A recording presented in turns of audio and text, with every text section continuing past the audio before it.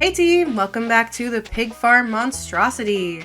We're going into summer year 1 in this episode, and things will start to take shape on the biggest pig farm I can construct in Stardew Valley.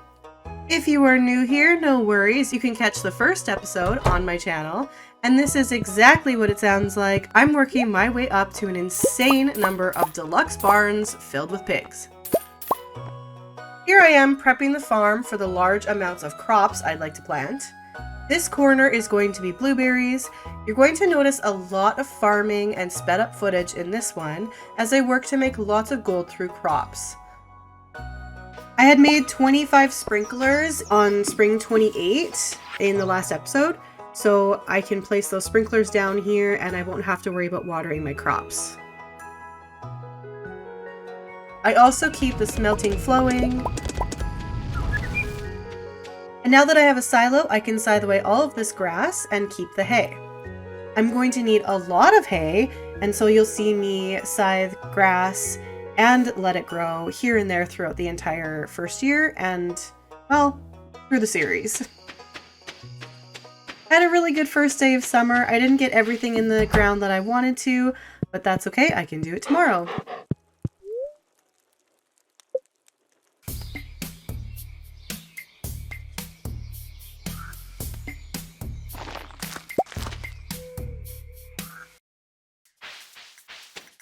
The next morning, I smelted and worked on my crop fields. I decided to go with melons here. It's different than the gigantic fields of blueberries that I usually do, but with no time crunch on the community center being finished, I could wait for melon profits, which will take a bit longer. I also made a bunch of fertilizer and fertilized this entire melon area, so I would get more gold star melons for selling and for the community center. And then I decided to expand the oak tree farm to make more oak resin. I was going to need a lot of kegs to make wine and juice. I went to the mines to farm for ore, specifically looking here for copper for tappers.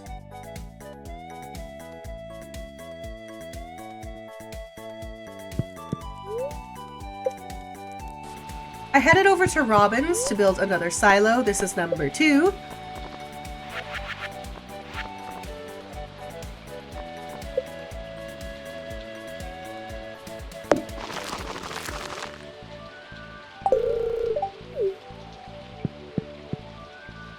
And while I'm in the mines, it's a good time to talk about the silos.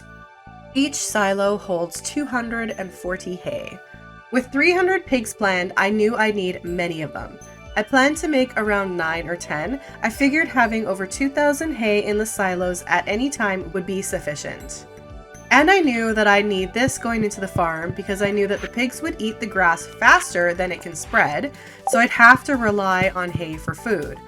I'm patiently, oh so patiently, waiting for Robin to open, and because of the pigs eating all the grass, I wouldn't even bother trying to keep up with it. They could eat what was there and then live off hay, and I'd restock it as needed. I knew I'd be buying a lot of hay in the future. This is silo number 3, and I decided that some of the silos would fit very nicely in this corner by the blueberries. So I'll be able to fit 4 on that side. Back into the mines for more ore collecting and other things. Trying to get away from that shadow monster, but eventually I just had to kill him.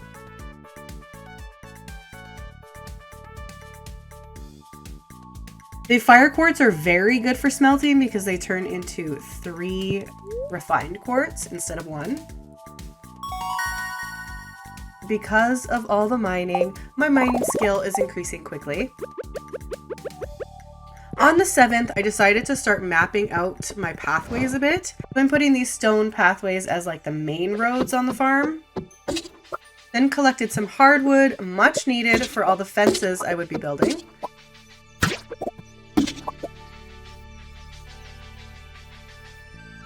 These stone paths are where I plan to put out more sprinklers. Year 1 was dedicated to making money, so lots of crops and sprinklers. When I start getting into building the barns, there won't be much room for crops, so I have to do lots now while I've got the space. I went back and forth between Clint and Gunther, opening geodes and donating to the museum. I could have hard focused on the pig farm, but I really wanted to work on some other aspects of the game too. So I do work on the museum, and you'll see the community center get fixed up too. Eventually.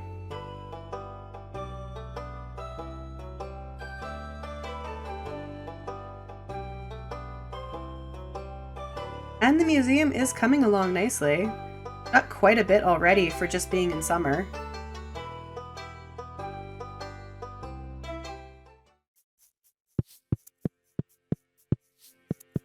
Waiting super patiently for Robin again.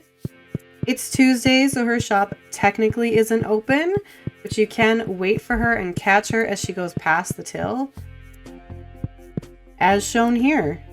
So you can trick her into building more. This is silo number 4. It's coming along. Thank you for building more silos. I grabbed some items to go do a community center dump. Finished a couple of bundles. The construction bundle is complete. The summer foraging bundle is complete. Super close on the exotic foraging. And side some more grass for hay. I also don't want this grass going near my crops, so might as well get rid of it.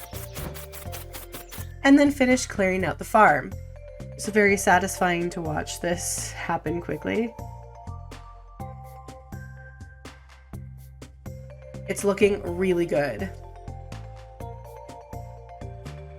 Good night, Ruby Boo. Leveled up foraging to 7 and can now make tree fertilizer, and picked the extra coal perk. I could then fertilize the trees to get tappers on them faster. I didn't have a keg goal in mind, but I knew I wanted to have a lot of them to make that gold.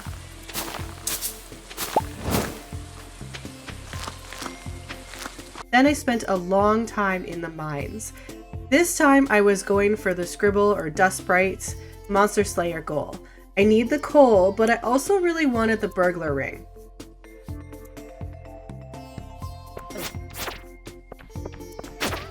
And there we go, I got the goal completed.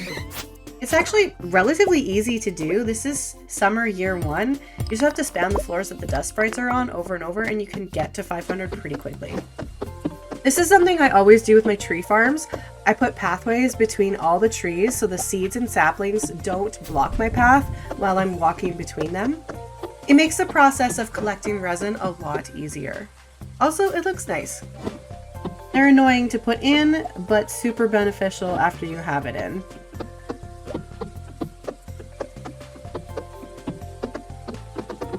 And then I figured I might as well map out where future trees will go. Things are getting organized too, which makes things easier. Having color-coded seasonal bins helps me a lot. So I spent some time moving things around into the bins I had built. That whole area there will get filled out nicely with bins and crystallariums, etc.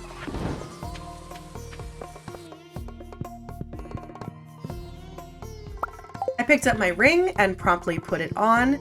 I chose to keep the magnetic ring. Then went back into the mines for coal and ore.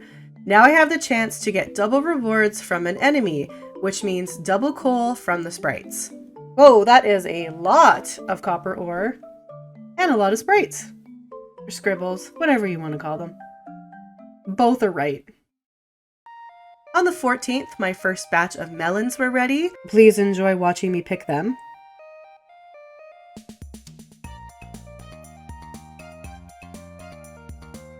Then I went to Pierre's. I went ahead and bought more melon seeds, ran out of money, but was able to sell some melons for more seeds.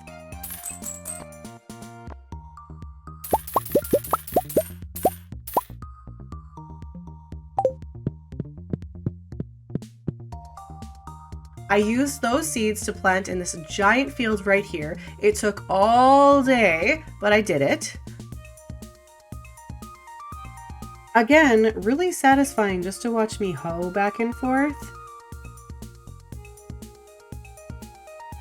And to plant the seeds back and forth. And without the sprinklers down yet, it's a lot easier to do. Because I could just run back and forth and not have to worry about making these weird circular, like that. And that looks weird. I had 24 left over and was briefly confused until I remembered the 3 sprinkler spots up there. And then it was a race against the clock to get all the sprinklers in. And it really would have helped had I not screwed up so many times, but I was kind of panicking a little bit. And I kept on looking at the clock. Not quite. I'll have to water some tomorrow. Leveled up. I can now make kegs. And then I watered those seeds where I didn't get the sprinklers in last night. After watering, I went to Robin's for silo number 5. Silo number 5 will start down on this corner where there will be like a line of silos there. And it was Blueberry Day. Very exciting. I love picking them. Are they the best crop? I was able to put tappers on the top section of trees.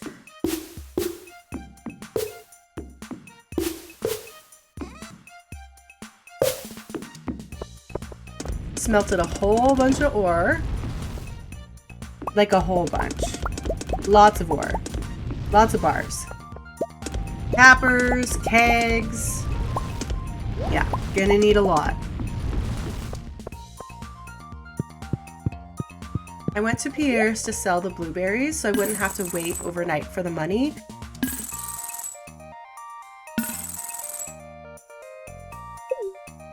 Was able to buy the 3rd backpack upgrade and then bought the apple and pomegranate trees.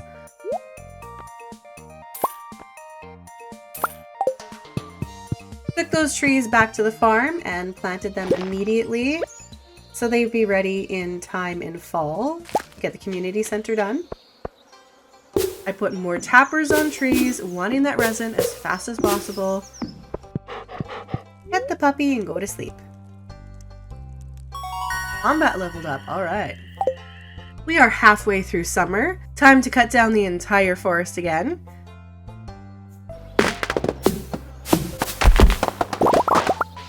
Also, time for another community center run. I got the summer crops bundle finished. Put a lot of the quality crops in. And we're smelting.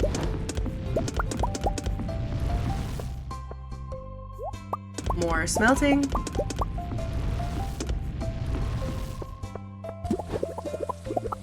The next day, the summer forageables were finished. I harvested and replanted those. And another blueberry harvest is ready too. I love the sound that makes.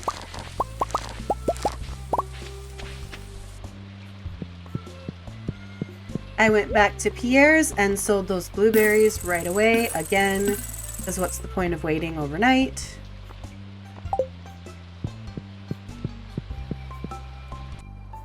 With this money, I headed to the community center and bought all the vault bundles. That's 2 rooms that are done now. And it will unlock the bus stop to get to Calico Desert.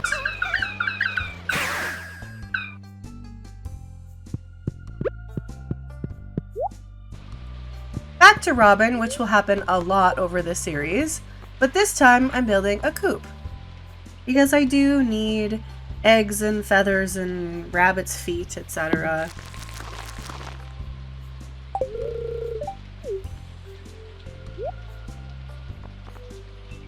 And buying the workbench because it is amazing and I don't know how people play without it.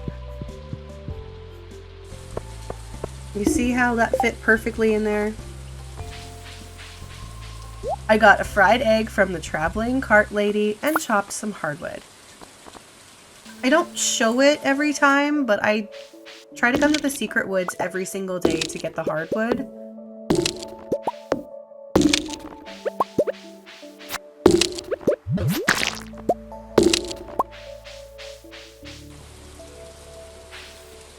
This is me counting out spaces and putting down fences for the pig pens. The current crops above are all I'm going to do, like they won't be expanded down any further. So from this point down, I could work on getting the pens organized. And it does take a lot of work to get this all set up the way that I'd wanted to set it up. When I work more on it, I'll show you everything and explain how I was able to do that outside of the game.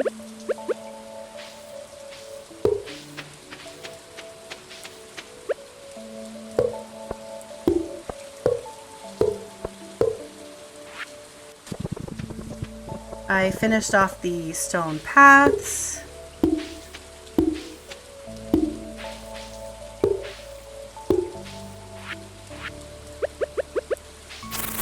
And yes, I could have left the hay there, but I thought it looked better without it. Good night, Ruby Boo. Good night, everybody. That night, the Junimos fixed the bus, and my farming reached level 10. And obviously, pick artisan. That is it for this episode. Thanks for watching. Bye!